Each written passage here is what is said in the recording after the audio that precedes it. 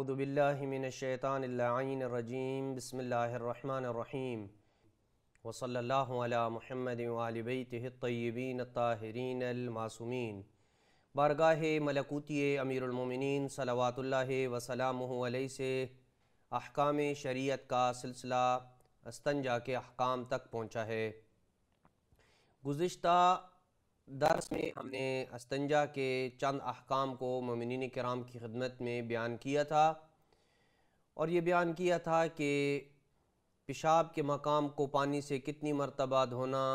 واجب ہے، اور پاخانے کے مقام کو کتنی بار دھونا لازم ہے، اور پاخانے کے مقام کو پانی کے علاوہ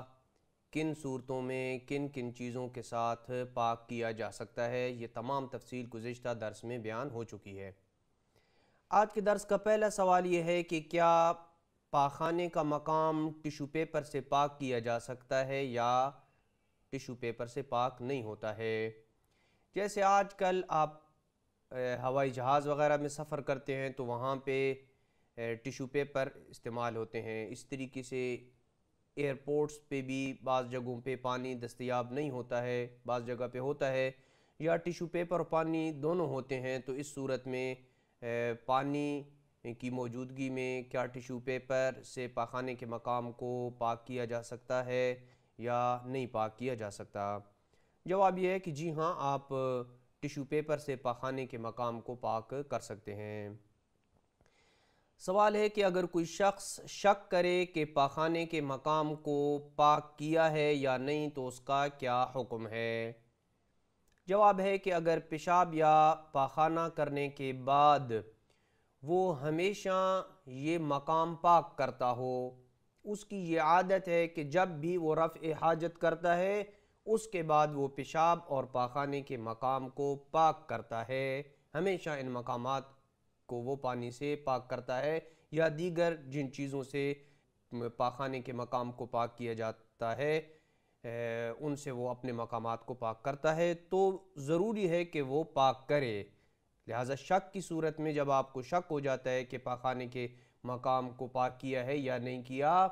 اور یہ آپ کی عادت ہے کہ جب بھی آپ رفع حاجت کرتے ہیں تو آپ پیشاب اور پاخانے کے مقام کو پاک کرتے ہیں، دھوتے ہیں، تو شک کی صورت میں ضروری ہے کہ آپ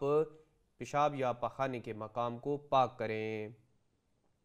سوال یہ ہے کہ اگر کوئی نماز کے بعد شک کرے کہ استنجا کیا تھا یا نہیں کیا تو اس کا کیا حکم ہے، اس کی نماز کا کیا حکم ہوگا؟ کیا اس کی ادا شدہ نماز درست ہوگی یا درست نہیں ہوگی؟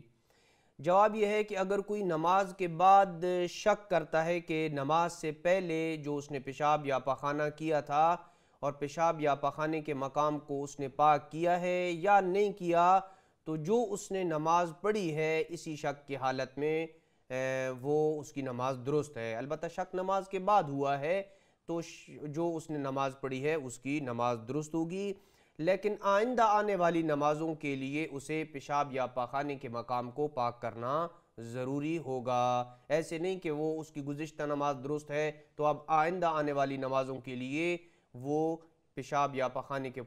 مقام کو پاک نہ کرے، بلکہ پیشاب یا پاخانے کے مقام کو اسے پاک کرنا ضروری ہوگا۔ البتہ یہ گزشتہ نماز جو اس نے اس حالت میں پڑھی ہے اس کی وہ نماز جو ہے وہ درست ہوگی۔ سوال یہ ہے کہ پیشاب یا پاخانے کے بعد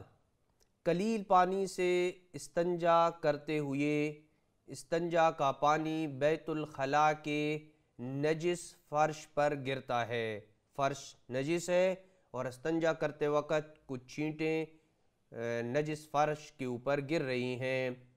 پھر فرش سے کچھ چھینٹیں اڑ کر بدن یا کپڑے پر پڑتی ہیں، تو کیا اس شخص کا جسم یا کپڑے نجس ہوں گے یا نہیں، اس کے کپڑے اور اس کا بدن پاک شمار ہوگا؟ جواب یہ ہے کہ آپ کے کپڑے اور آپ کا بدن نجس نہیں ہوگا۔ وصلی اللہ علی محمد وآل بیتہ الطیبین الطاہرین المعصومین۔